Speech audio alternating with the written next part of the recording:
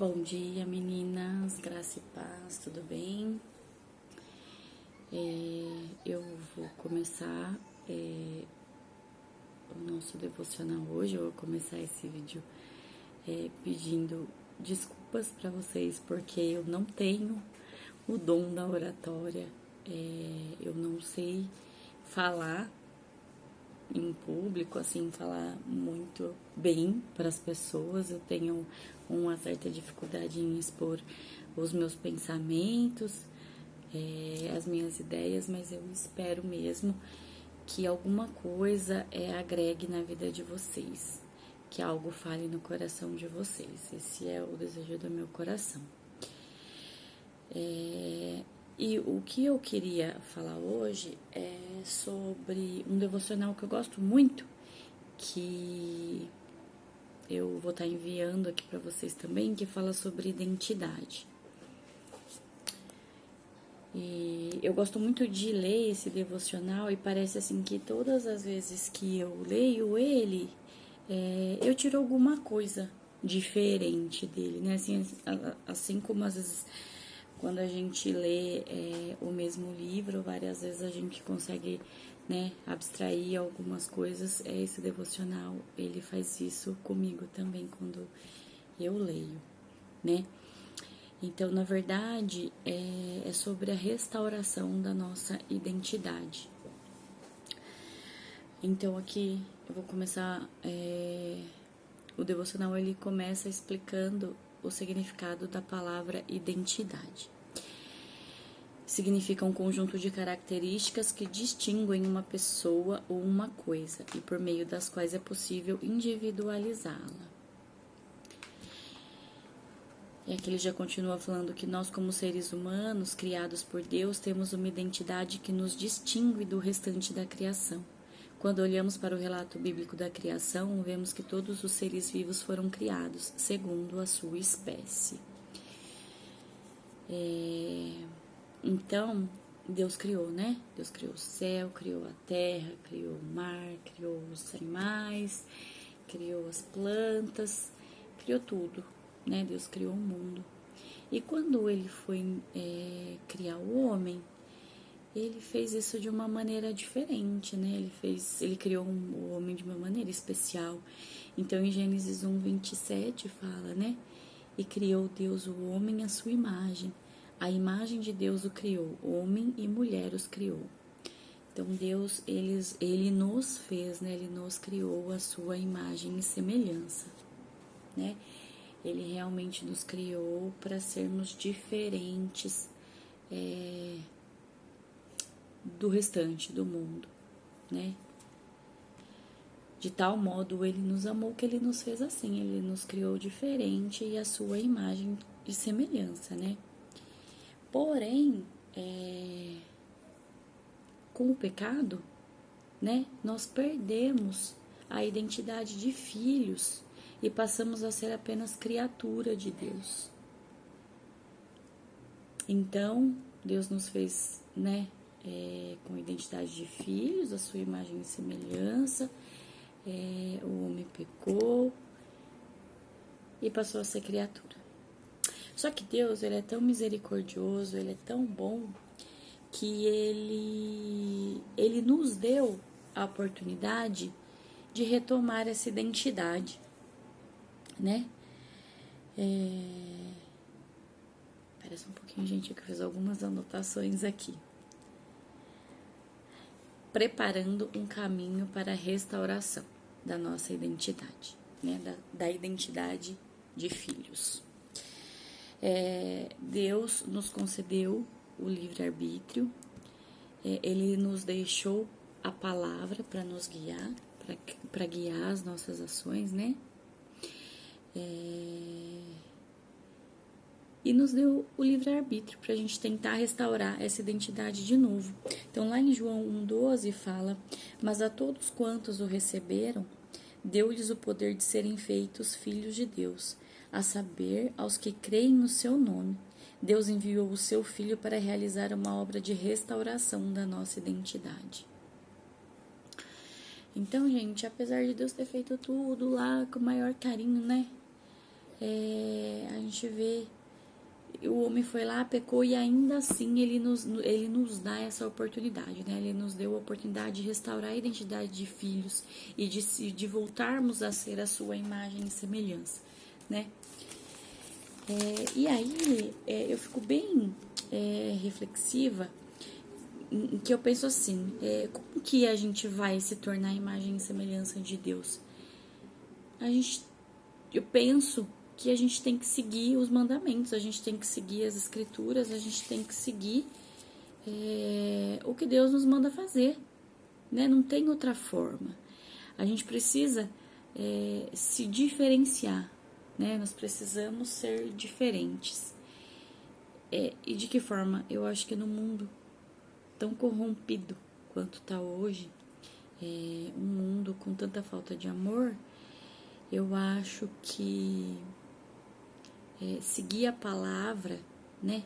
Tentar seguir os mandamentos de Deus e agir conforme a sua palavra é ser diferente, né? Aqui mesmo no devocional ele fala o seguinte: mas agora profeticamente, a igreja que sobe é a semelhança exata do Cristo que desce. Mas agora profeticamente Paulo antecipa o dia em que essa história de restauração se completa. Cristo vem para ser admirado e glorificado em nós. A igreja que sobe é a semelhança exata do Cristo que desce. Alguém já disse que a nossa esperança no futuro define a nossa atitude no presente. Então eu creio que é assim. A nossa esperança de estar com Deus, né? A nossa esperança de ir para o céu, né? A nossa vontade de ir para o céu, ela tem que definir as nossas ações hoje. E aí eu penso que para a gente conseguir viver a palavra de Deus, para a gente conseguir viver e seguir os ensinamentos de Deus, a gente precisa tomar cuidado e a gente precisa prestar muita atenção nos detalhes. Em cada ação nossa do dia a dia, nas pequenas ações. Então, por exemplo, na forma como eu trato o porteiro do meu prédio, ou na forma como eu tenho tratado meu marido, os meus filhos dentro de casa, os meus familiares, na forma como eu trato um pedinte no semáforo, a secretária da escola, qualquer coisa. Eu acho que qualquer ação do nosso dia a dia tem que refletir a nossa identidade de filhos de Deus, né? Como o pastor, né, sempre fala,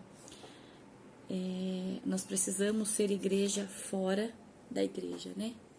E não tem outra forma de sermos igreja fora da igreja sem seguir os mandamentos. E aí, o maior de todos os mandamentos, né? É o amor, né? Como a Gisele falou na semana passada, a gente precisa amar. Então, se a gente tentar todos os dias, né? Vivenciar esse amor, o amor por tudo, eu acho, né?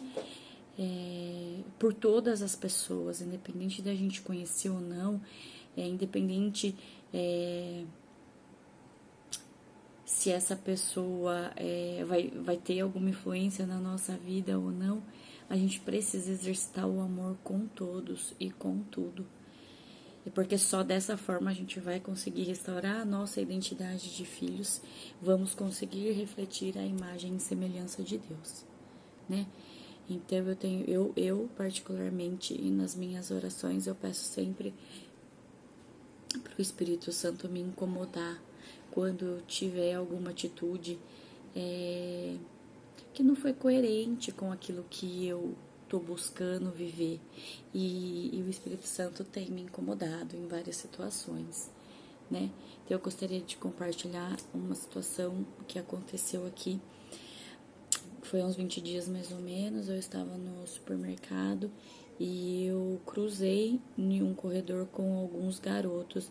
Eram acho que 4 crianças, 4 meninos. Um com uma idade de uns 15 anos, era o mais velho, e os outros eu imagino que entre 9 e 11 anos.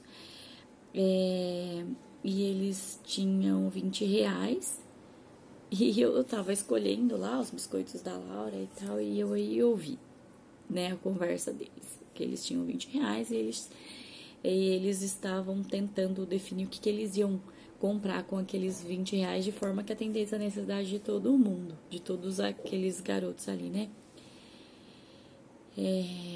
Aquilo me chamou a atenção, eu achei bonitinho, né? E fui pro caixa e aí eles, coincidentemente, passaram atrás de mim, né? Ficaram atrás de mim no caixa. E aí eu senti tocar no meu coração. Falei assim, poxa vida, a gente não se importa, hoje a gente vai no mercado e a gente às vezes nem olha o preço das coisas, né? A gente, graças a Deus, a gente tem condições de comprar o melhor para os nossos filhos, né? Não temos, temos ausência de necessidades, né?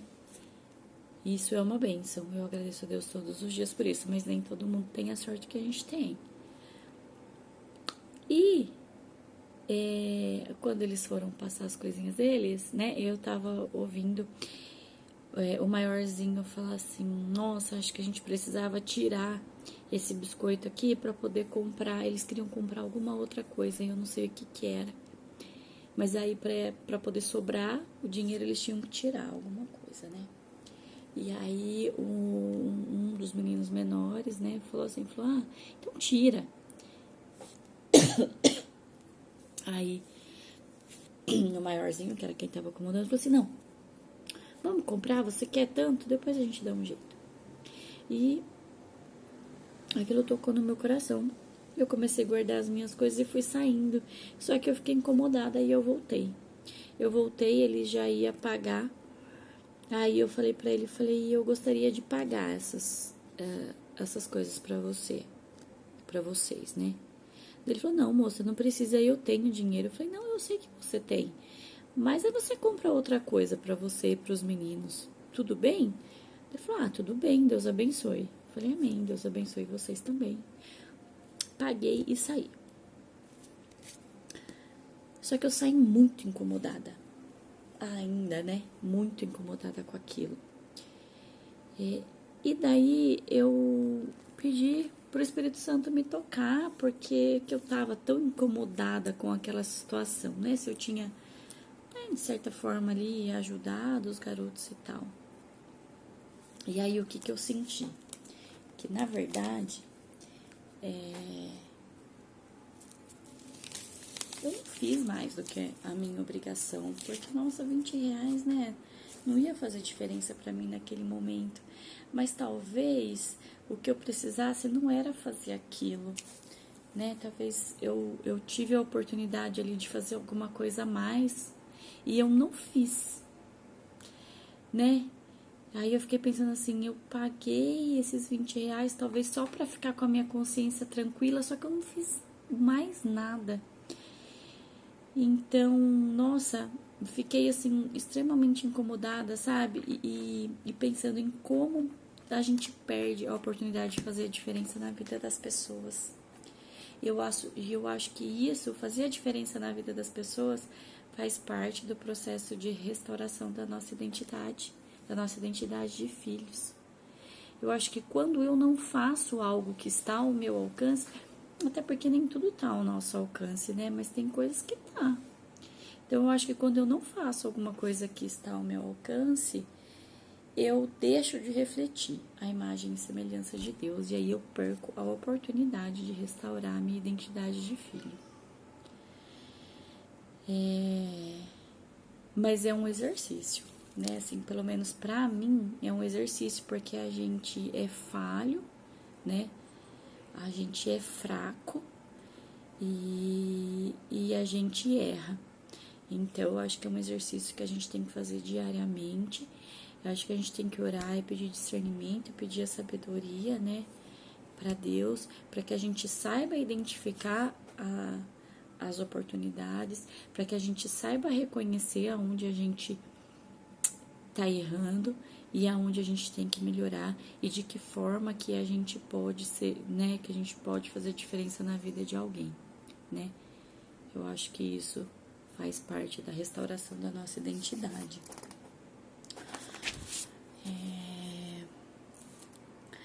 Tem um outro exemplo que eu gosto bastante também, uma vez uma palestra do Cortella que eu assisti, onde ele citava um exemplo assim, né? Uma pessoa passa e joga uma casca de banana no chão. Você passa e você vê a casca de banana, só que você não pega a casca de banana. Qual que é a diferença entre a pessoa que jogou a casca de banana e você que viu a casca de banana e não pegou? Não tem diferença, porque ambas tiveram a possibilidade de decidir, né? A pessoa que jogou a casca, ela pôde decidir se ela jogava a casca no chão ou no lixo, e ela decidiu jogar no chão. E você passou pela casca, você poderia ter pego a casca e jogado no lixo, mas você decidiu deixar a casca ali. Então, por que eu gosto desse exemplo? Porque eu falo que é a gente olhar para dentro, né? Porque muitas vezes a gente vê o defeito do outro e a gente não vê o nosso defeito, né? A gente vê que o outro fez errado e a gente não vê na onde que a gente tá errando. E daí eu perco a oportunidade de restaurar a minha identidade de filho.